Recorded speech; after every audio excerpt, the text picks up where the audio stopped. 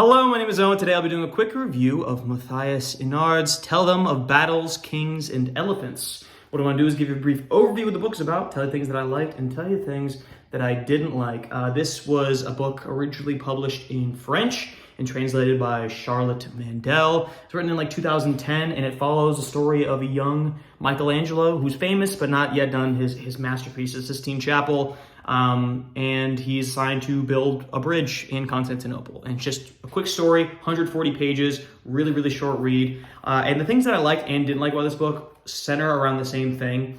It is it's hard to describe. It's like artistically written, I guess. I know all books are art in different forms, but to give you a very unhelpful metaphor, it's like a painting in a book, where you're kind of detached from it. You really have to dig for the deeper meaning, and it doesn't pop out right on the page. You're not instantly connected to the characters. You have to do the legwork of like connecting to this work, I feel like, because it's really short. You're not spending a lot of time with these characters. Michelangelo is a very arrogant man, but he's also very insecure. He's very vulnerable, but I didn't feel like I connected to him. I feel like I understood him maybe a little bit more as like an artist in his mindset, but I didn't feel connected to him. And his other main character is like his guide in Constantinople, named Masihi, and he is also another artist, poet, insecure in his own way.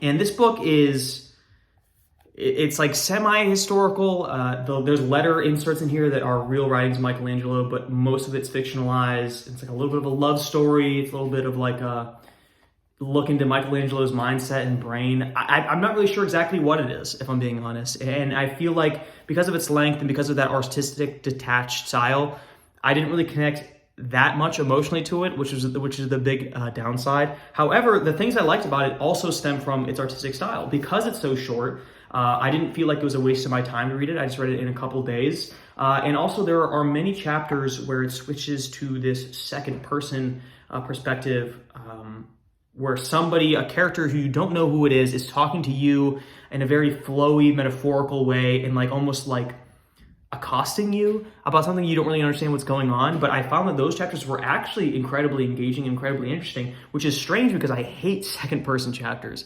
In Tomorrow, a book that I did not enjoy, there was a whole second person chapter that I thought was so pretentious. And this book is pretentious. Like I said, it's like a painting in a book.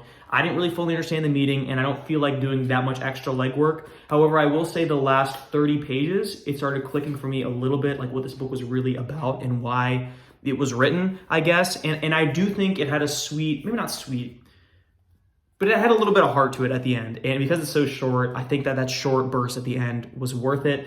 And like I said, those second person chapters are interesting because it's like revealed like who the person is and who you are, and it leads into the climax of the book. And it works. It works. I think the last 30 pages are extremely strong, and because it's a 140-page book, that's what?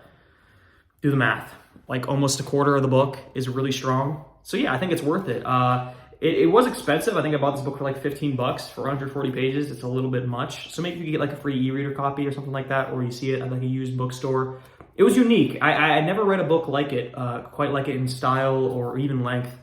For the most part, but it was interesting. And if you're interested maybe in that time period, like the 1500s or like Michelangelo, I think it'd be a good pickup. I think it'd be a good, interesting thing, because even though it is fictionalized, it's one of those like so realistic that it could be true, but like I feel like you could insert this into the canon of maybe Michelangelo was like this, maybe this happened to him, and it's kind of a nice story. So I recommend it if you get it for cheap. It was unique. I don't know what else to say about it. It was good. If you like more reviews in the future, be sure to like and subscribe. Thanks for sticking around, guys.